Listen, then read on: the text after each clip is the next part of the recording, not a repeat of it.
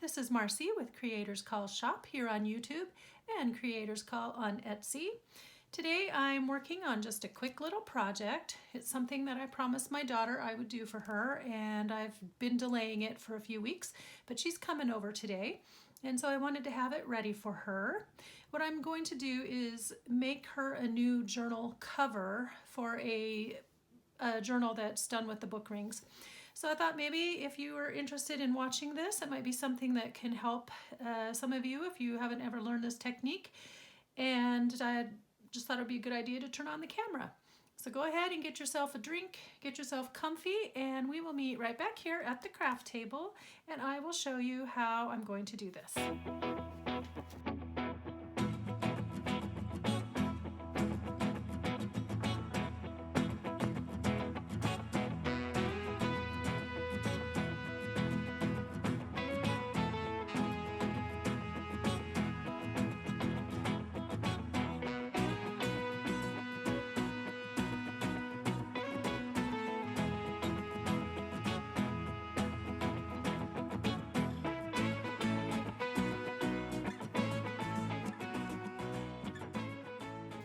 Alright, I'm back. I took the liberty during the break of trimming down this piece of chipboard to the right sizes that we needed. So her book is a 9x6.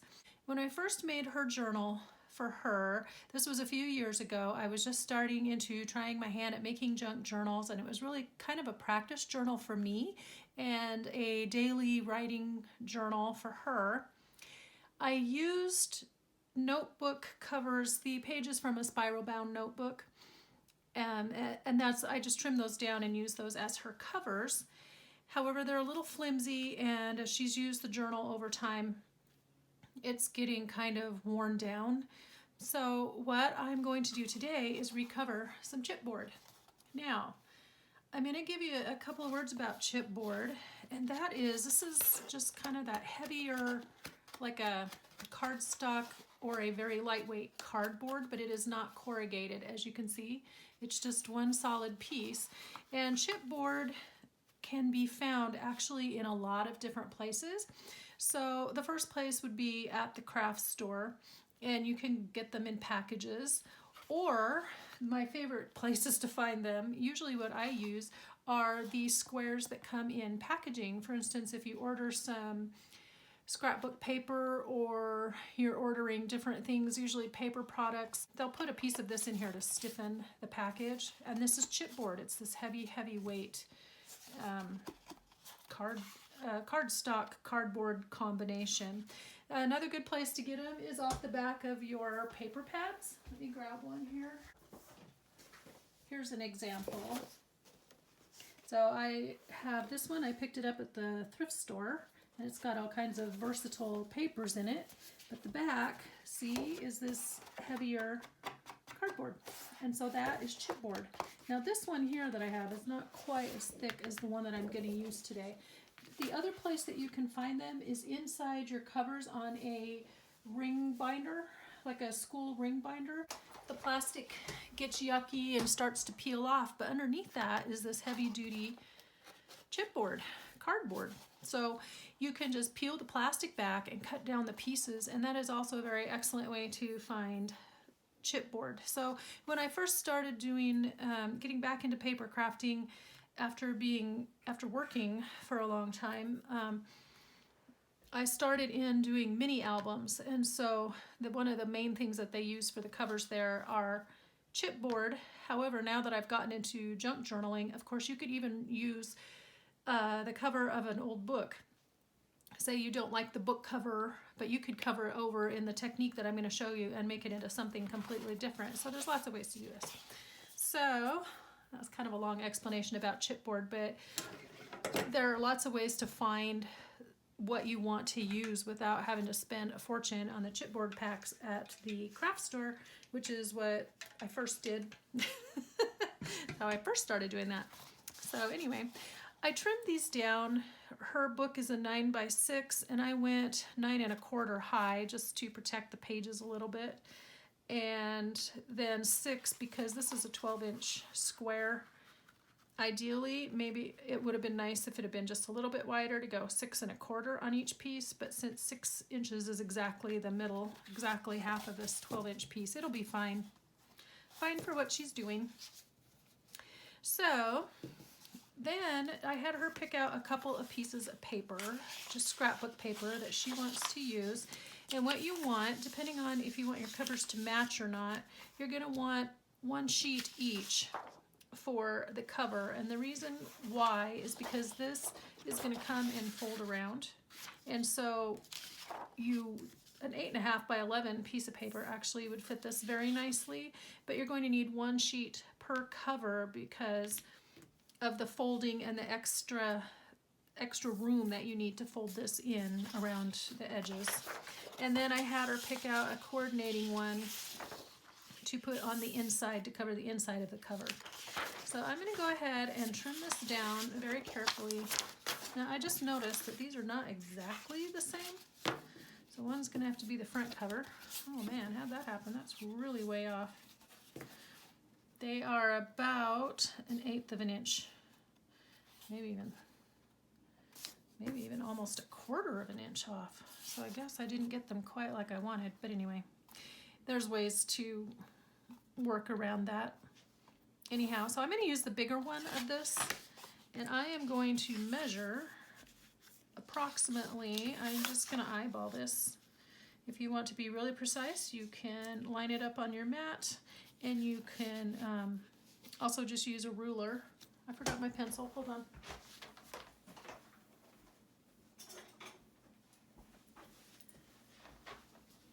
But you want to have a good inch or more around all 4 sides, because again, you want that to overlap to be able to fold it onto the inside section. So what I'm going to do to be economical and save time is I've marked the one, I've marked it for the bigger size chipboard, making sure I have the right pieces of paper. I'm going to cut them together at the same time.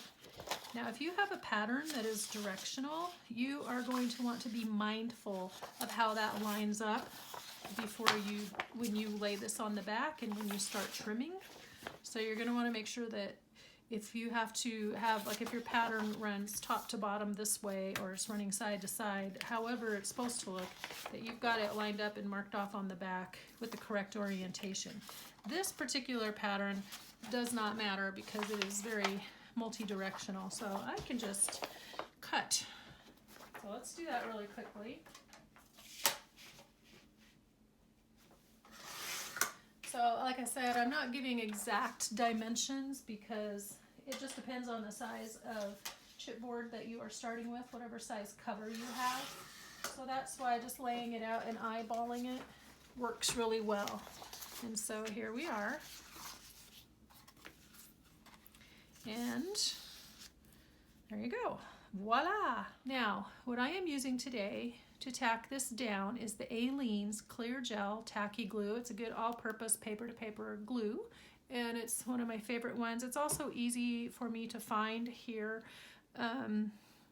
Obviously, the Fabri-Tac and the Fabri-Fix, they're good if I was gluing fabric, and you could do the same technique using fabric as well. Usually when you're putting fabric over the cardboard, if you don't want the brown to show through, some of the fabrics are thinner.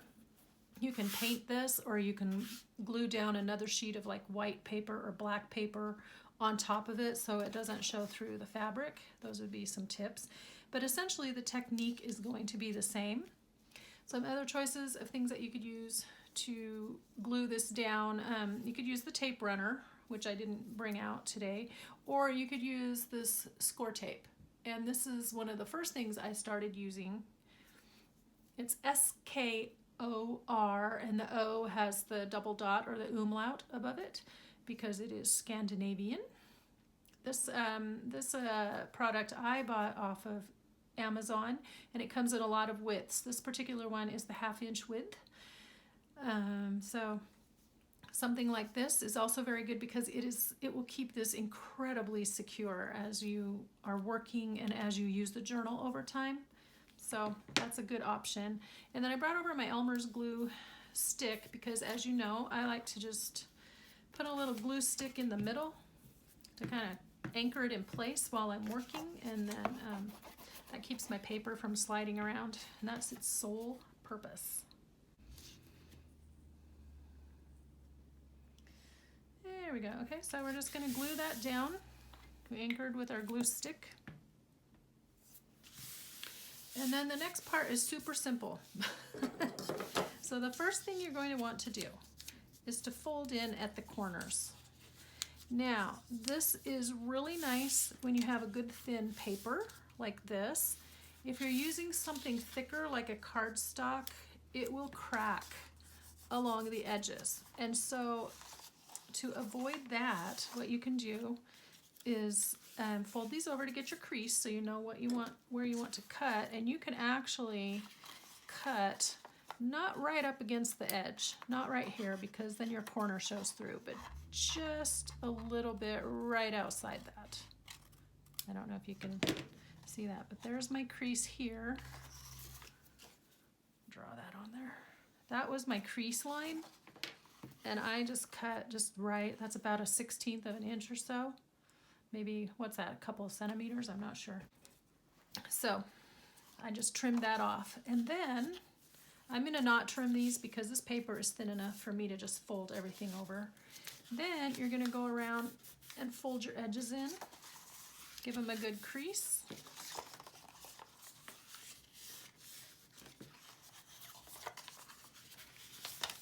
Okay, and then we're just going to tack all that down with our glue. So it's nice to just give it a dot in each corner to anchor that little corner flap. We'll do that first. It's a good way to make sure that your corners are all lined up. And what I like about the Aleene's tacky glue is it doesn't grab immediately. It gives you just a second to play around or reposition if you need to. Like this one, I don't like how it's not very square there. So there we go. We'll do that, and then just run a line of glue along the edge of your flap.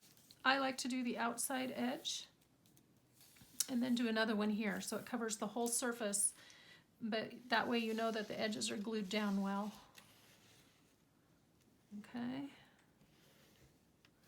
And then we're going to glue each side and then just fold it in and press it down.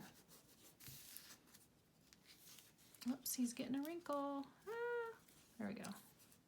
Fixing that. One thing you can also do is just give it a light crease right here along each edge of the chipboard, and that just gives it kind of a little more, kind of helps the memory, or helps the paper fold. Paper has a memory, and so sometimes it just needs a little help. Once you get it started, it will remember to go there, to go where you want it, but sometimes it just needs a little help getting convinced that it wants to fold where you want it to fold. We'll just go around here as quickly as we can and do this.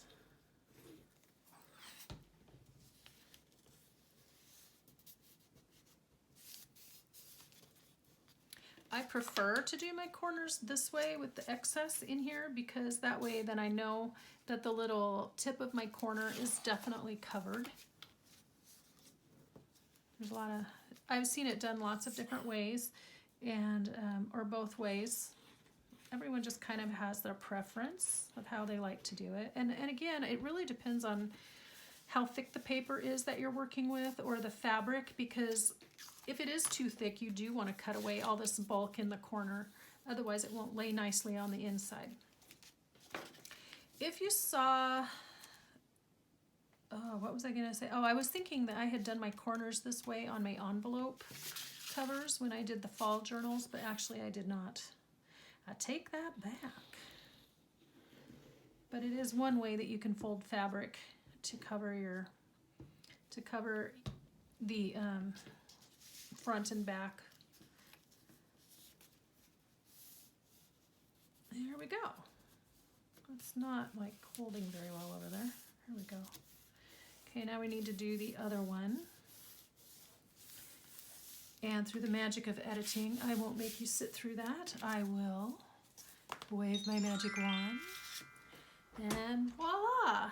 it is all done. Isn't that wonderful? I'm just kind of giving it an extra good smush on this back side. So there we go. So we have our two covers. Now you want to trim the inside piece. And again, see how this one has a directional pattern on it? So I want to make sure that I'm trimming it the right way. And of course the cover is going to go this way. I think I may have her put this one on the top, so that it covers it better. There, it protects better. She could always put a little piece of lace trim. Actually, let's do it. Sorry, let's do it the way we had it. Then the wider covers at the bottom, and we could run some trim or something here to cover up the discrepancy in the width. But that means then we want to open our journal. It's going to open this way, and we definitely want our paper to run this way. So again, this is a 12 by 12 sheet, and because of the dimensions that we had used, 6 inches wide, by folding this in half, you're going to get, half of the sheet, the 6 inches, is going to be perfect for this. And it's going to be too big for that side because I didn't trim it evenly, and it's going to be actually really nice and perfect for this side. So I'm going to trim it at the 6 inch mark, but normally you're going to want to leave, an 1/8 to 1/4 of an inch on the sides all the way around, just to give yourself a little border. So since I messed that up, I could actually, instead of doing it at 6 inches exactly, I could do it at like 5 3/4 on this side, and that would give it 6 1/4 on this side. I'm going to line that up really fast. I'm going to just measure it here on my mat so I know where to trim. I'm going to do that really quick before I line it up to trim the length.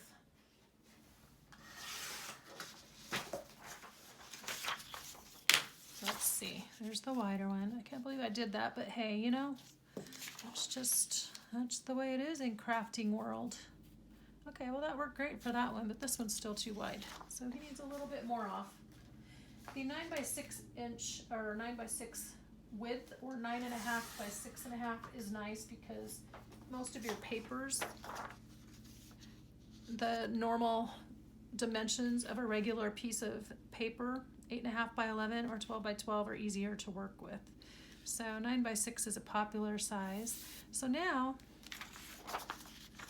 I can trim these to the same length. There's no problem with the length. And again, I'm just eyeballing it. This is about, there we go. That's not quite 1/4, and it's not quite an 1/8, so 3/16. Yeah, okay, I'm just gonna mark it there, eyeballing it so the border is roughly the same all the way around. And we can trim now.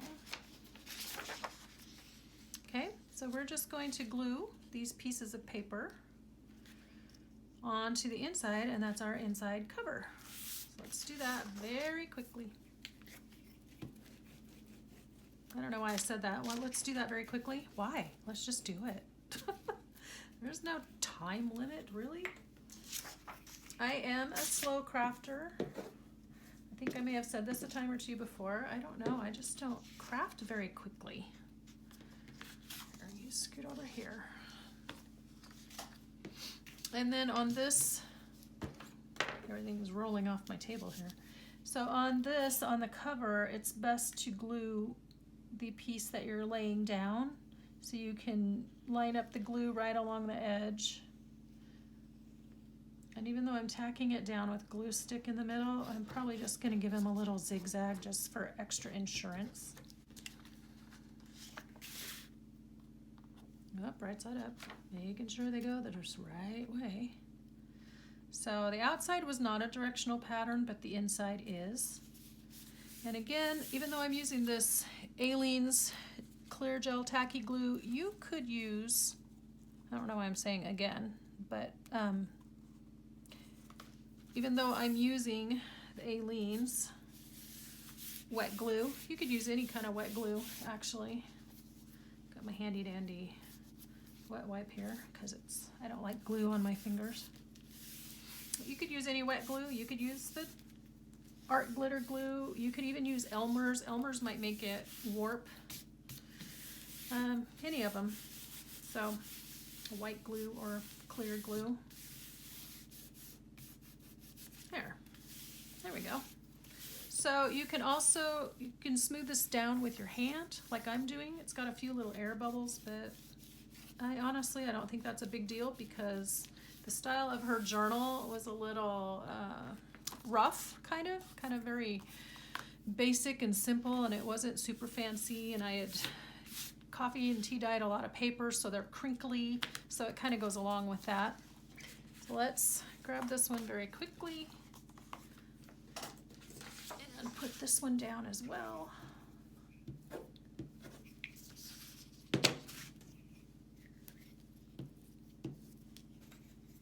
Just got a phone call in the middle of my video, but I usually put it on airplane mode and I didn't. Hope she doesn't mind.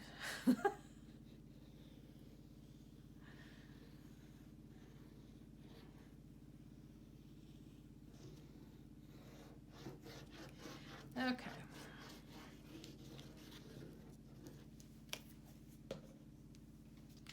Now making sure that our pattern is going the right direction, and it is. So there we go, just kind of lining it up so it looks fairly even all the way around, all four edges. This is a little bit wider at the top than the bottom. Probably won't matter too much.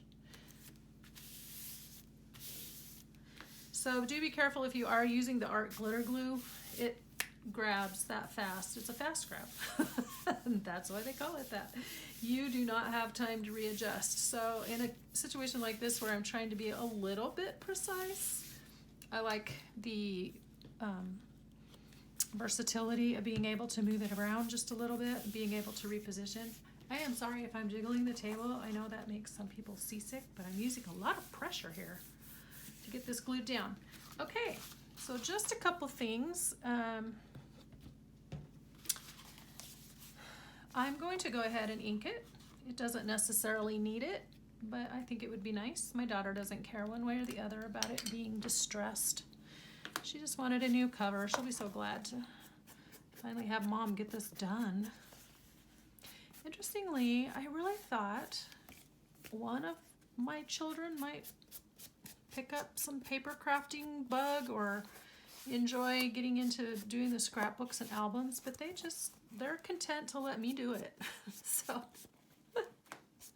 I got into my album making, and not the scrapbooking as we know it today, but just making my photo albums, making sure that I had my pictures in there, because my mom was always very good at documenting our pictures and just writing down where we were, when it was, and who the pertinent people in the photo were, and she just would get them developed and in the albums right away. So I just kind of grew up with that habit. So scrapbooking was a natural transition for me because I already liked keeping track of my pictures, but my kids have not really morphed into that, and of course everything along the way has gone completely digital, so they don't have to.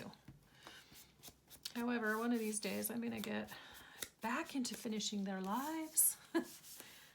They're asking me now. I'm like, I don't know, I got to get it done soon before I forget everything we did, you know?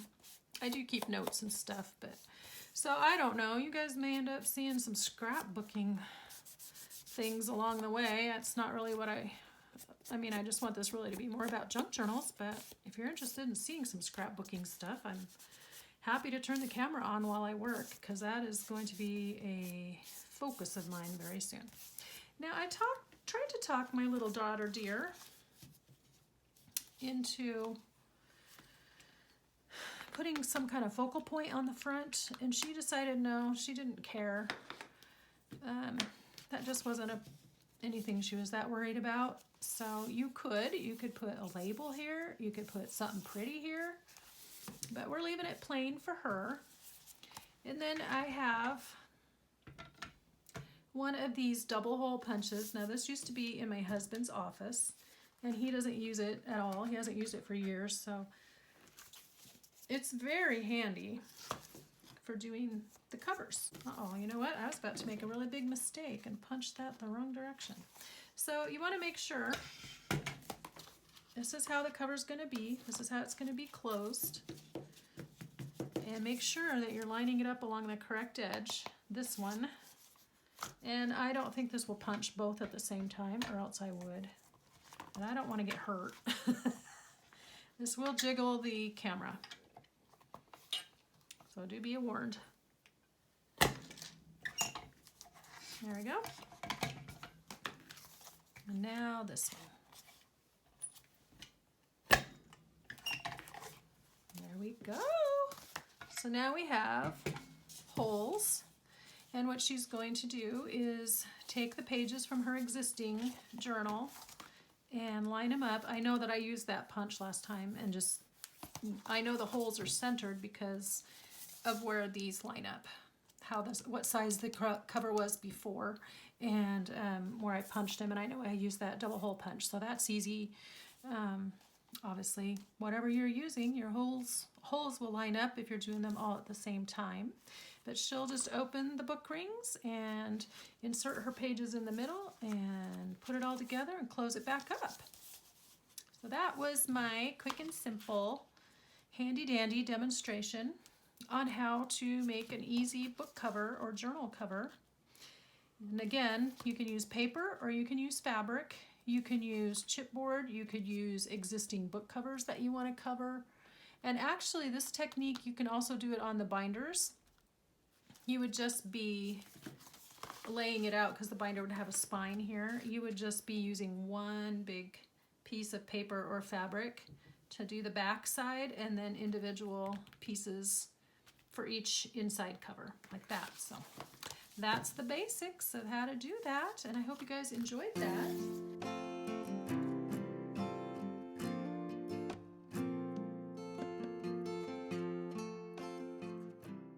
Let's see what we've got to read today.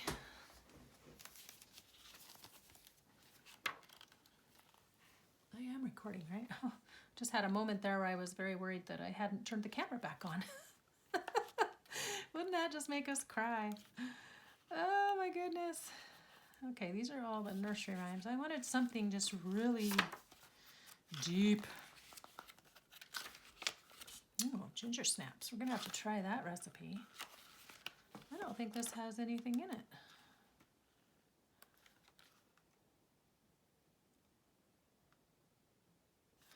How about this? I'm not sure what this is going to say, but we're going to read Rebecca's Afterthought and see if we can glean any kind of wisdom from it. This is called Rebecca's Afterthought. Yesterday, Rebecca Mason, in the parlor by herself, broke a handsome china basin placed upon the mantel shelf. Quite alarmed, she thought of going very quietly away, not a single person knowing of her being there that day. But Rebecca recollected she was taught deceit to shun, and the moment she reflected told her mother what was done, who commended her behavior, loved her better, and forgave her. So I would say that our pithy quote for the day is honesty is the best policy. However, discretion is also the better part of valor, so I am very pleased that she was honest, and that's what we want in ourselves and of our children. But I have to say, not always is the person going to commend you, love you, and forgive you. They might still yell at you, but never give up on being honest regardless. All right, so that is the end of our video today. I hope that you enjoyed it, learned something, maybe got a chuckle here at the end. And until the next video, I'd like you to be inspired and do something creative today. Catch you next week. Bye-bye.